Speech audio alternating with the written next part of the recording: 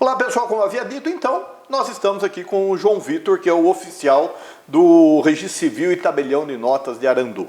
João, primeiramente, muito obrigado por ter aceito o convite aí para nós batermos um papo e esclarecer o que é essa árdua função sua aí do dia a dia.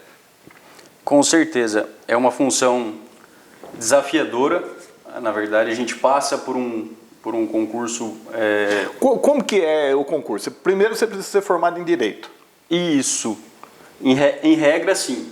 Há uma exceção na Lei dos Notários Registradores, que é a Lei 8935, que ela permite ao escrevente notarial ou registral que tenha mais de 10 anos de atividade jurídica, ou seja, específica na serventia, que ele preste o concurso sem ser bacharel. Entendi. E é uma hipótese bem restrita. Ela acontece na prática, mas a grande maioria dos tabeliães e registradores são bacharéis em Direito. Sim. Em regra. Há uma diferença em relação à magistratura, embora o concurso em si seja muito parecido, que é, para o concurso de cartório, não há necessidade dos 3 anos de prática jurídica, por exemplo, ao contrário do Ministério Público, magistratura e outras carreiras, né? Então, basicamente, normalmente, assim que graduado bacharel, consegue-se iniciar as atividades sem se preocupar com eventual prática jurídica. Sim. Na atividade. E o concurso de cartório, como eu havia dito, ele é semelhante ao da magistratura. Então a gente tem uma primeira fase objetiva, normalmente, objetiva com só eliminatória, não é classificatória, e aí a gente tem a segunda fase... As disciplinas que caem, todas e mais um pouco. Isso, exatamente. Na verdade, outros estados acabam focando de uma maneira mais igualitária, mas o estado de São Paulo foca muito na parte registral e notarial. Então, na última prova, por exemplo, no 12º concurso de São Paulo, metade da prova foi direito notarial e registral. Então, 50 questões das 100. Daí cai civil, penal, processo penal, exato, trabalho administrativo, cai tudo. Na verdade, eles dão um foco maior em notarial registral e civil. A quantidade de questões dessas são bem maior do que a quantidade das outras. Por exemplo, a gente tem 15 questões em direito civil e uma questão em processo penal. Né? Então, na verdade, direito empresarial são 6, 7 questões, tributário 5, as coisas mais ligadas à atividade. Entendi. Até fecharem 100 questões. E normalmente o estado de São Paulo ele tem uma peculiaridade que se divide em grupos. Então as especialidades, assim como eu sou oficial de registro civil e tabelião de notas, existem os grupos específicos para registradores de imóveis, registro civil e os grupos de notas e protesto. Normalmente o estado de São Paulo tem essa peculiaridade. Quando você faz a inscrição no concurso, você faz opção. Isso, exatamente. Você faz 1, 2 ou 3 inscrições. Você paga 1, 2 ou 3. Entendi. Então, em tese, se eu não me engano, foram R$250 cada inscrição no último. Se você concorrer a 2 ou 3, vai pagar 500 ou mais. E isso. Provas, dias diferentes de prova. Exatamente. A primeira fase, na verdade, é uma prova só. Então, ela é dividida por grupo. E aí, na segunda fase, há a divisão por semanas, por finais de semanas. Né? Finais de semana. Então, a gente tem, por exemplo, os aprovados no grupo 1 vão fazer a prova no domingo. Os aprovados no grupo 2 no próximo domingo. E assim vai. Então, na verdade, a gente tem a primeira fase unificada e a terceira fase, que é a oral, também unificada. A fase do intermediária, que é a dissertativa, que a gente fala, que é a fase bem puxada, em termos de exigibilidade do candidato, conhecimento, ela é a fase que é dividida em grupos. Então, se você passou nos 3, você vai fazer 3 provas, 3 finais de semana distintos. E a última fase condensa tudo. E voltando, você concluiu a faculdade na Faculdade do Vale e quanto tempo depois você foi para o concurso? Exatamente. Eu era escrevente técnico judiciário. Isso. Aqui na comarca de Avaré, na 2ª Vara Civil, e fiquei ali até 2020. Então foram 5 anos após graduado para eu passar no concurso de cartório no começo de 2020, um pouquinho antes da pandemia. Né? Eu sou aprovado no 11º concurso, que é o último anterior que está finalizado. Tá? O estado de São Paulo ele tem essa pujança, essa liderança nos concursos de cartório. Então, no estado de São Paulo, por exemplo, a gente está no 12º. Entendi. Né? Em alguns outros estados, ainda a obrigatoriedade de concurso vem da Constituição. Então, alguns estados ainda estão um pouco atrasados. Estão no 2º concurso, Então, bem devagar. Mas quando eu me graduei, eu sabia o que eu queria. Você queria isso? Exatamente. Então, eu falei, bom, eu precisava, na verdade, por não ter condições de ficar só estudando, né, como a gente disse, que é muito duro ficar só estudando. Que não é só estudando, exatamente. Né? É muito mais difícil do que trabalhar. É trabalhar. uma pressão, exatamente. Tem a carga psicológica, Sim. a carga, né, do dinheiro, enfim, a gente não está ganhando dinheiro, entre aspas. Então eu sabia que eu tinha uma ponte a seguir, a passar para chegar no outro lado dela. E essa ponte, na verdade, eu adorava trabalhar na segunda vara civil.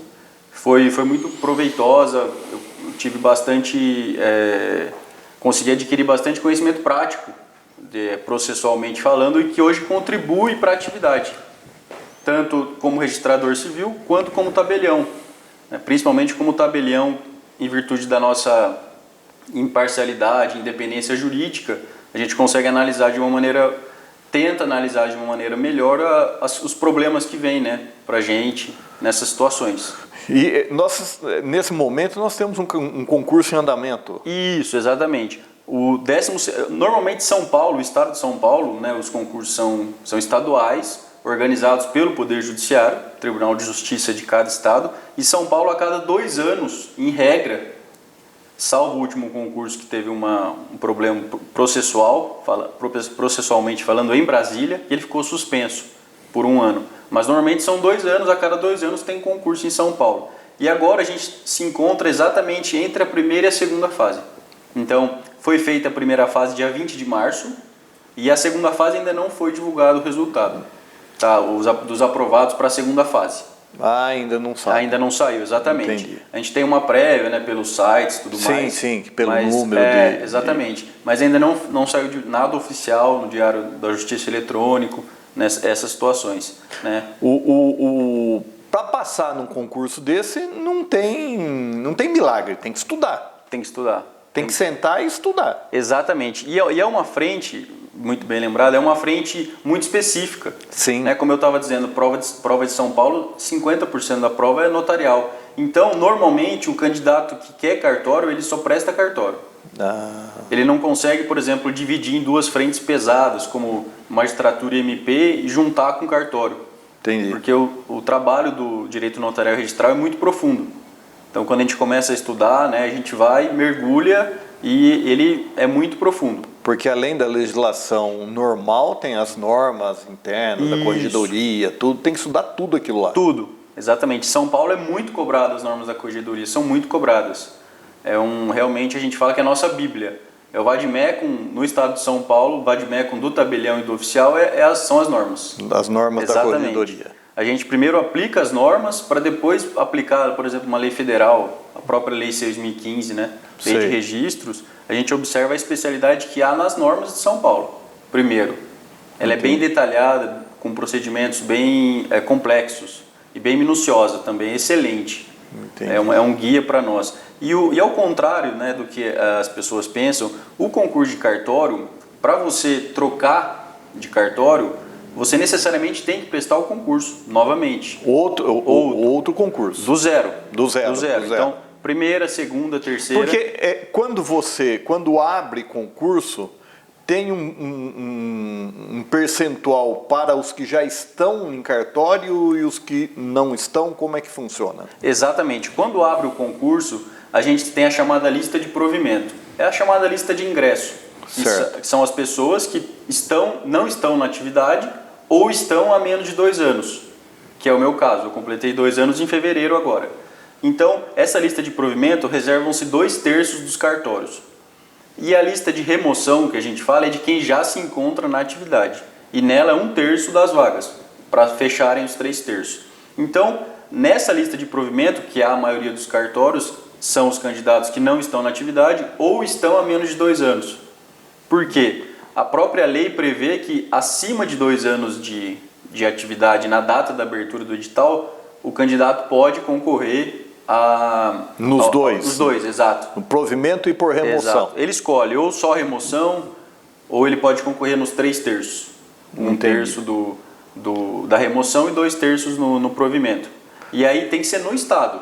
Sim, então, por exemplo, ele não é notário e tabelião no Paraná, e tem mais de 2 anos, ele não concorre no estado de São Paulo, a remoção. Entendi. Né? Nós temos umas peculiaridades em relação ao oficial de cartório, né? Por exemplo, quando o funcionário público, aí a gente fala, aposenta na expulsória 75, né, que é a nova norma, Isso. Vocês não. Exatamente. O cartório, ele tem uma peculiaridade porque o regime dele é híbrido. Sim. Então, basicamente, prevalece que nós somos particulares em colaboração com o Estado. Tá? Então, a nossa relação com o Tribunal de Justiça, com o serviço público, ela é de concurso, de outorga. Então, o Estado nos outorga uma delegação específica para a gente gerir da melhor forma possível, de acordo com as leis e normas. E nós, em contrapartida, contratamos pelo regime seletista, em regra. Então, a gente tem uma relação híbrida. Na verdade, todo o custo do cartório é seu. Exatamente. Você que tem que pagar funcionário, papel, caneta, energia, aluguel, tudo é você que paga. Exatamente. Essa é uma ilusão do pessoal que não conhece a atividade, pelo menos, né?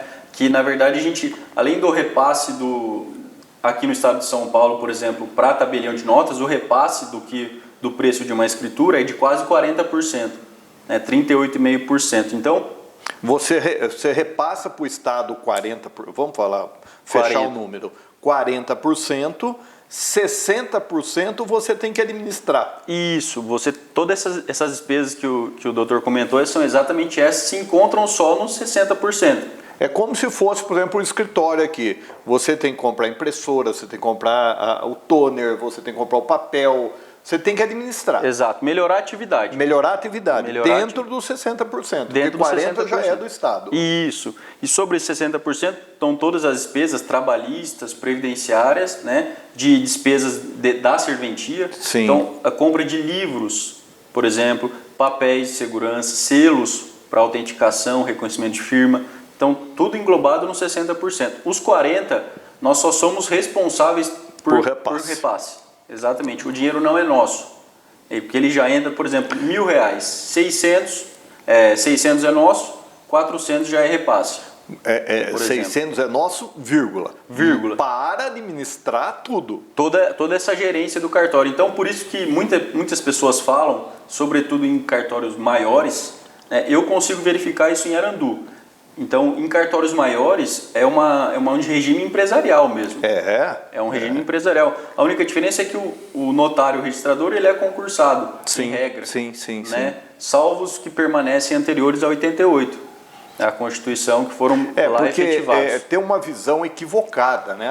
Cartório, isso, aquilo, mas as pessoas não sabem, né? Eles confundem o cartório, por exemplo, o extra judicial, que é o caso seu, com o cartório do fórum. Não, o cartório do fórum não independente. tem custo para a pessoa que está lá. Nenhum custo. 100% é o Estado que tem que bancar. Os Uma seus caneta, o contrário. é o contrário. 100% vocês que tem que bancar. Somos nós. E aí não se aplica, por via de consequência, o regime da aposentadoria compulsória. Sim. Então a gente pode ter... É como se fosse um empresário mesmo. Exatamente. A gente pode ter oficiais, até prepostos da serventia, que são os prepostos, pelo regime seletista ainda, que é um regime anterior. O preposto, entre aspas, o vice.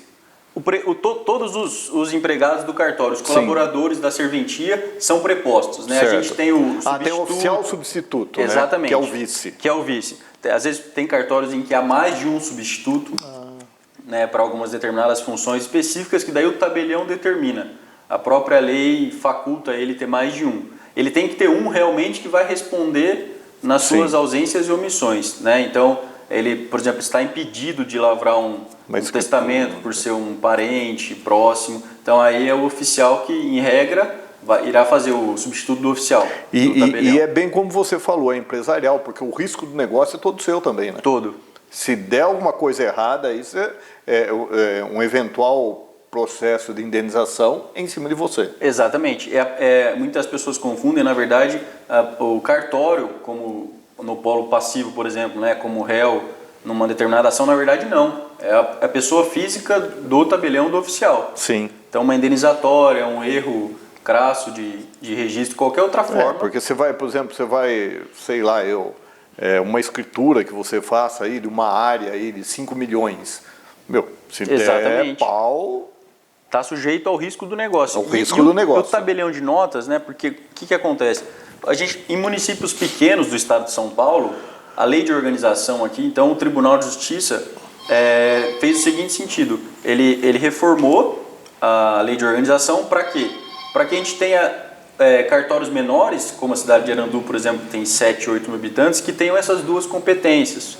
Então, são cartórios exclusivos na cidade, tá? E que, na verdade, detém essas duas competências. Então, a gente tem tanto a parte do oficial, do registro civil, então, realizamos casamento, nascimento, óbito e todas as demais questões do registro civil, e o tabelião de notas.